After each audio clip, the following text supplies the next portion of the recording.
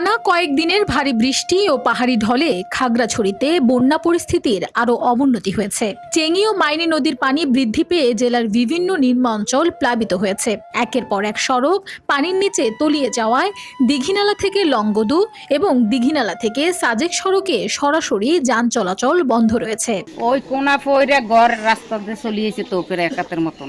তখন আমরা শোয়া ছিলাম, তখন লাফ দিয়ে উঠিয়া বসি ছেলের বাপেরে ডাক দিছি, বাচ্চারে ডাক দিছি, ডাকি একটা ফাট খুলি তো ওই পাশে বসিয়েছিলাম। এখন এত রাইতে ঘন বৃষ্টি, কোথায় যাবো? যাচ্ছি না, আমাদের ঘর বাড়িতে রাইখা কোথায় যাব, যাওয়ার জায়গা নেই। আর আশ্রয়কেন্দ্র যাওয়ার বলতেছে, এভাবে রেখে কিভাবে যাব?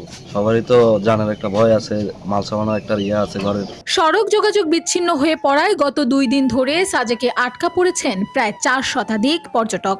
সাজেক সড়কের কবাখালী, সীমানাছড়া, মাচালং বাজার এবং বাগাইহাট বাজার পয়েন্টে সড়কের ওপর দিয়ে পানি প্রবাহিত হয়েছে।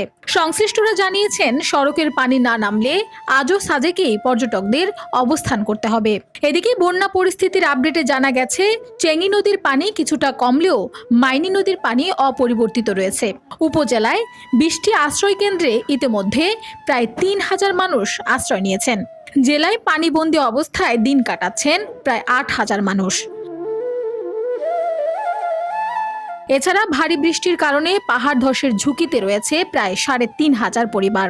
উদ্ভূত পরিস্থিতি মোকাবেলায় জেলা প্রশাসনের পক্ষ থেকে জেলা জুড়ে সর্বমোট 135টি আশ্রয় কেন্দ্র প্রস্তুত রাখা হয়েছে।